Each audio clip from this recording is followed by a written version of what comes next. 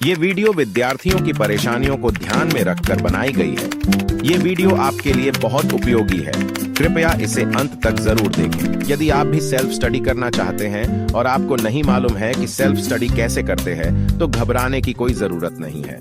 आप बिल्कुल सही वीडियो देख रहे हैं। आज की इस वीडियो में आपको सेल्फ स्टडी से संबंधित सभी जानकारी मिल जाएगी और साथ ही साथ आपके मन में जितने भी सवाल है सेल्फ स्टडी को लेकर, उन सभी का जवाब आपको इस वीडियो में मिल जाएगा। दोस्तों, सेल्फ स्टडी करने के लिए आपको कुछ नियमों का पालन करना होगा, जिनको हम पॉइंट के माध्यम से समझेंगे। नंबर 1, आप अपना लक्ष्य निर्धारित करें। सेल्फ स्टडी हो या आपकी जिंदगी हो, आपको अपना लक्ष्य जरूर निर्धारित करना चाहिए, क्योंकि बिना लक्ष्य के आपको मालूम कैसे चलेगा कि आपको किस विषय की तैयारी करनी है। जैसे आपको केदारनाथ घूमने जाना है, तो आपका लक्ष्य केदारनाथ कहलाएगा। यदि आपको मालूम ही नहीं है कि घूमने कहाँ जाना है, तो आप कभी घूम ही नहीं पाओगे और अपनी जिंदगी में खाली पीली भटकते रहोगे। इसलिए आपको अपना लक्ष्य जरूर बनाना चाहिए। नंबर 2, सब्जेक्ट या एग्जाम से जुड़ी सभी जानकारी को एकत्रित कर लें। चाहे आप 10th क्लास में हो, 12th क्लास में हो, या आप कॉलेज में हो, या आप MPPSC, UPSC, CRPF, SSC, JEE या किसी भी एग्जाम की तैयारी कर रहे हो या करने वाले हो, आपको इन विषयों का चुनाव करने के बाद इनसे जुड़ी सभी जानकारी इकट्ठा कर ले। जैसे स्टडी मटेरियल आपको कहां से मिलेगा, किस पब्लिशर की पुस्तक अच्छी है, एग्जाम कब होंगे, कैसे होंगे, उसमें किन किन चीजों की रिक्वायरमेंट्स है, इन सभी चीजों की जानकारी आपको जुटानी पड़ेगी। नंबर 3, पढ़ाई का शेड्यूल या प्लानिंग जरूर बनाएं। जी हाँ बच्चों, पढ़ाई का शेड्यूल बनाना बहुत ज्यादा जरूरी है, क्योंकि यही वो चीज है जो आपको बताएगी कि आपको कब क्या पढ़ना है, कैसे पढ़ना है, कितने समय के लिए पढ़ना है और उसका रिवीजन कब और कैसे करना है।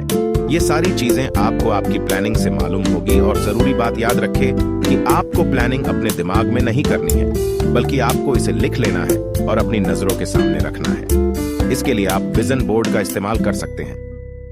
नंबर 4, खुद को हमेशा अनुशासित रखें। यदि आप स्टूडेंट हैं, तो आपको सेल्फ डिसिप्लिन या स्वानुशासन रखना होगा, क्योंकि बच्चों, यदि आप डिसिप्लिन में नहीं रहेंगे तो आप अपनी पढ़ाई को कंटिन्यू नहीं रख पाएंगे। आपका मन आपको बार बार यहां से वहां भटकाता रहेगा और आप ठीक से पढ़ाई नहीं कर पाएंगे। इसलिए आपको डिसिप्लिन में रहना है और अपने प्लानिंग पर अमल करना है। नंबर 5, अब आप अपनी पढ़ाई को करना शुरू कर दें। जी हाँ बच्चों, लक्ष्य निर्धारित करने के बाद आपने अपनी पढ़ाई की जानकारी को जुटाया। उसके बाद आपने शेड्यूल बनाया कि आप कब, कैसे और कितने टाइम तक पढ़ेंगे। इसके बाद आप खुद को अनुशासित भी रख रहे हैं। तो अब आप पूरी तरह से तैयार है अपनी पढ़ाई करने के लिए। तो आपको मन लगाकर केवल अपनी पढ़ाई पर ध्यान देना है, जिससे बढ़िया रिजल्ट आप ला सको। दोस्तों, अभी आपने जाना कि सेल्फ स्टडी कैसे करते हैं, मगर बहुत सारे बच्चों के दिमाग में अभी भी कई सवाल उठ रहे होंगे। इसलिए उनमें से कुछ चुनिंदा सवालों के जवाब आज क्लियर कर देते हैं। तो चलिए बढ़ते हैं अब आपके सवालों की तरफ। पहला सवाल, कितने बजे उठे और कितने घंटे पढ़ाई करें? यदि आप विद्यार्थी हैं, तो आपको सुबह 4 बजे से 6 बजे के बीच में उठ जाना चाहिए। इसका महत्वपूर्ण कारण यह है कि सुबह आपका दिमाग बहुत ज्यादा एक्टिव और एनर्जी से भरा होता है, जिससे कि आप जो भी पढ़ाते हैं वो आपको जल्दी समझ में आता है और जल्दी याद भी हो जाता है।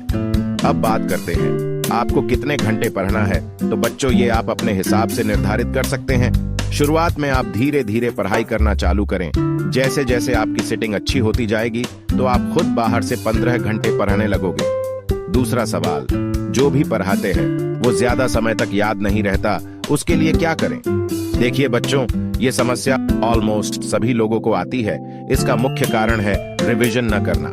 साथ ही साथ यदि आपको टॉपिक अच्छे से समझ नहीं आया है, तो भी आप चीजें भूल जाते हैं, तो इसका सॉल्यूशन यही है कि आप बार बार उस चीज का अभ्यास करें, रिवीजन करें, जिससे वो चीज आपके दिमाग में बैठ जाएगी। साथ ही साथ आप टॉपिक को कहानी बनाकर या उसको चित्रों या डायग्राम की मदद से पढ़ें। इससे आपको जल्दी और आसानी से चीजें याद हो जाएगी। तीसरा सवाल, बुक या पुस्तक की भाषा बहुत कठिन होती है, जिससे हमको समझने में प्रॉब्लम आती है। बच्चों, आज इंटरनेट का जमाना है और इसका इस्तेमाल आप अपनी पढ़ाई के लिए बहुत ही अच्छे तरीके से कर सकते हैं। जो भी टॉपिक आपको समझ नहीं आता है, उसे गूगल या यूट्यूब में सर्च करें और उसके नोट्स बना लें। साथ ही साथ बहुत सारे टीचर्स ऐसे हैं जो फ्री में आपको स्टडी कराते हैं। आप उनके माध्यम से भी चीजों को समझ सकते हैं। चौथा सवाल, पढ़ाई में मन नहीं लगता है और मन लगता भी है तो ज्यादा देर पढ़ाई नहीं कर पाते हैं। ऐसा इसलिए होता है क्योंकि आप जोश जोश में पहले ही दिन इतनी ज्यादा पढ़ाई कर लेते हो कि दूसरे दिन आपका मन यहाँ वहां भागने लगता है। बच्चों, इसका सिंपल फंडा यही है कि आप धीरे धीरे अपनी पढ़ाई की शुरुआत करें और बीच बीच में 10 से 15 मिनट का ब्रेक लेते रहे, जिससे कि आपका दिमाग फ्रेश हो जाएगा और आपका मन पढ़ाई में भी लगेगा। और सबसे जरूरी बात यह है कि आपको यहाँ वहां की बातों से बचना है और जितना हो सके अपनी पढ़ाई से जुड़ी बातें ही लोगों से करें, ताकि आपके दिमाग को सिग्नल मिलता रहे कि पढ़ाई आपके लिए बहुत इंपॉर्टेंट है।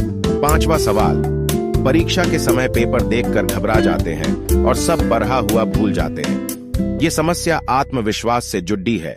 ऐसा तभी होता है जब आपका आत्मविश्वास कमजोर हो या आपने तैयारी ठीक से नहीं करी हो। तो चिंता मत करें।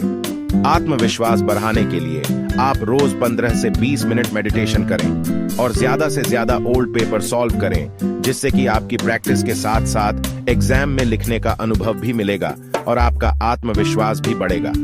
तो बच्चों, उम्मीद करता हूं आपको इस वीडियो से जरूर मदद मिली होगी। यदि वीडियो अच्छी लगी है तो एक लाइक आप अपनी तरफ से